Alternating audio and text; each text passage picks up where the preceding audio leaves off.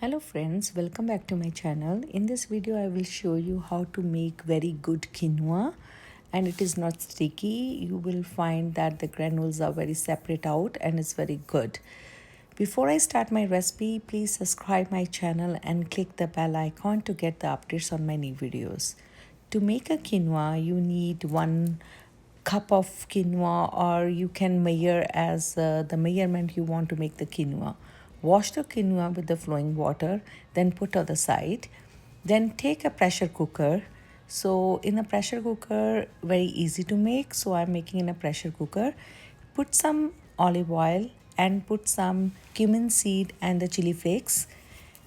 Then add the washed quinoa into it.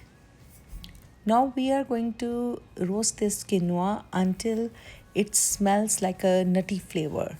So once it will take around 3 minutes, 2 to 3 minutes, when you keep on mixing it, and when nutty flavor comes, then it is good. Then add the salt to taste and mix well, and then add 1.5 times of water.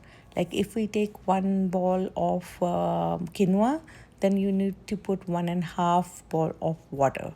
So any measurements you can take, you can use the cup, glass, and if you're using 1 cup of quinoa or 1 glass of quinoa or 1 bowl of quinoa, put 1.5 times of water. Mix well and put a lid of the pressure cooker and wait for one whistles. One whistle comes, put on the side and let it pressure release of its own. When the pressure is released of the cooker, open it, and you will see that it's the quinoa turned out very well and it's separated out very nicely, and you can make a quinoa salad out of this. You can eat with a chicken, you can eat with a veggie.